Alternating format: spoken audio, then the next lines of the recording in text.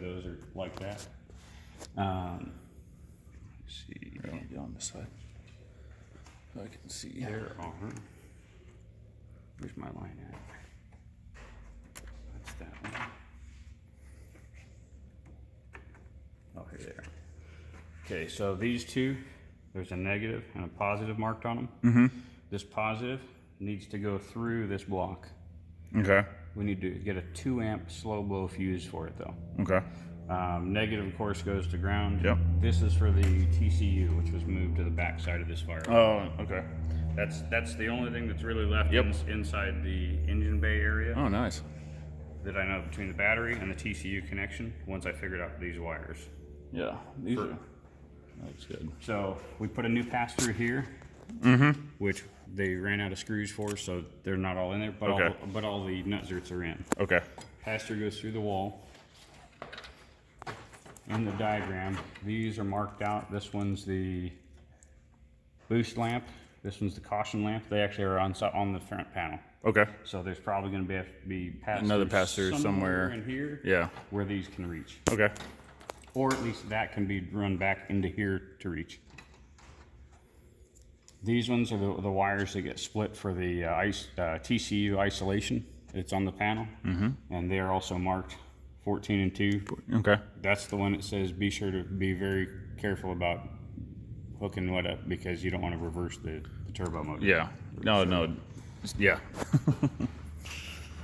This one is just a maintenance one, so it's going to get tied up in here somewhere, so Okay. they have access for maintenance.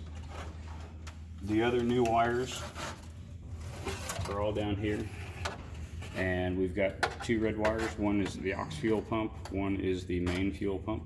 So both of those are marked for the panel. Okay.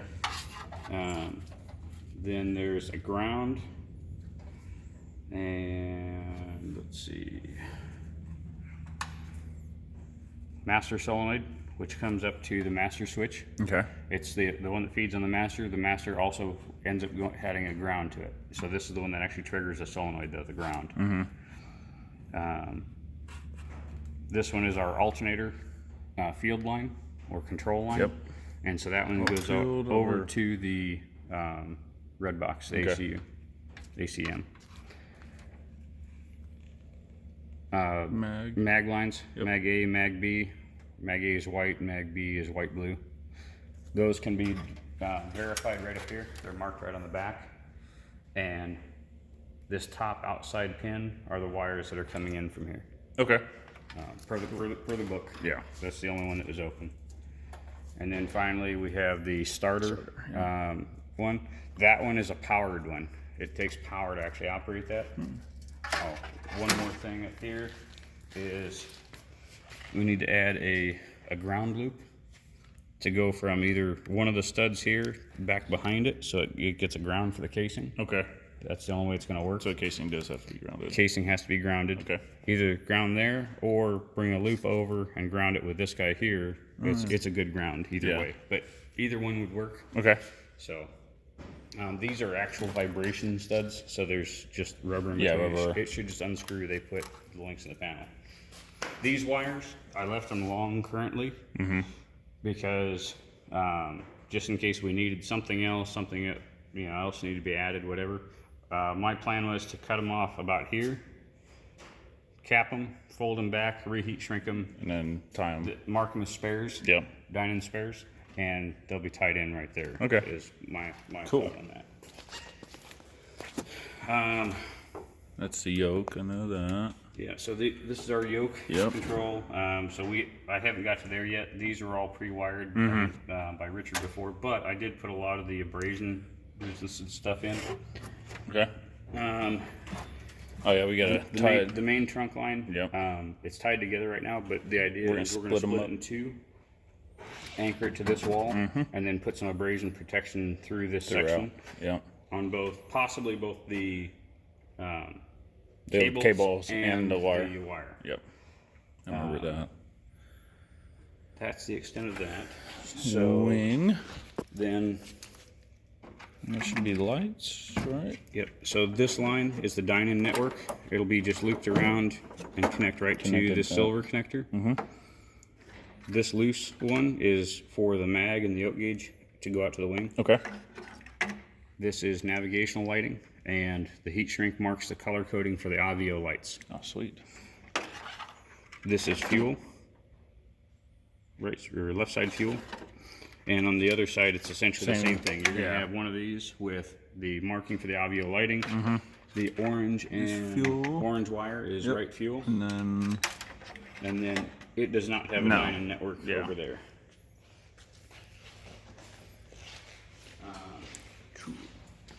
The only thing we haven't done on this side just in. is the antenna for the ELT. ELT. Yep. So there's a couple ideas here. So originally they don't want it where it's being able to be grabbed here. Yeah, of or course. hitting something or catching on something. So we're looking at mounting it Right there. either in a long position here with a bracket hanging onto it, or possibly up like this with a bracket hanging onto it here. But we needed to kind of test it to see how the signal actually comes out of here. Dave came up with another idea, so I haven't done anything with this as far as making a little mount for it or anything else yet. Yeah. Those wing root covers Oh, actually, yeah, they come out. there's a pretty good run, and until the wings are there, we won't know. Yeah. But if it's there, then we could possibly Push it through here. epoxy it into the wing root Yeah. and make a little mount for it. That'd be cool. And then this wire can be, of course, taken loose. Yeah, And and routed then right routed. out with the wing wiring Yep. and connect up. So when they take the wing root off, they just have to disconnect the BNC. Nice. So that's our Yeah. options there. Okay. That's actually a really good idea. So what I've got on the panel, and I'll forward you a copy of the email I sent to Diamond. Yeah. So on the master, you've got your master relay here and a ground. The ground will just go off to the airframe ground here Yep. to control this. These are going to be your mag lines and grounds. Starter switch, but I'm not sure about power for it. So that was a question with the push button, because it's got to be coming from, I somewhere. assume, the ACU. Yeah.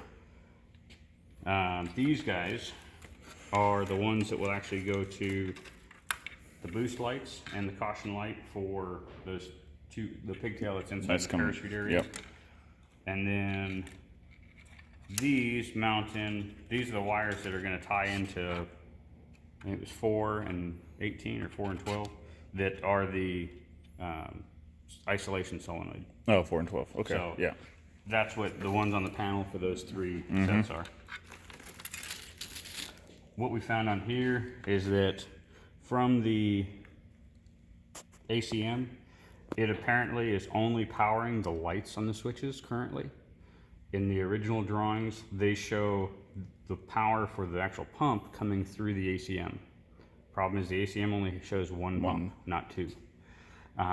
It's a split line, so these switches would normally be wired into this harness to go to the ACM, but they're not.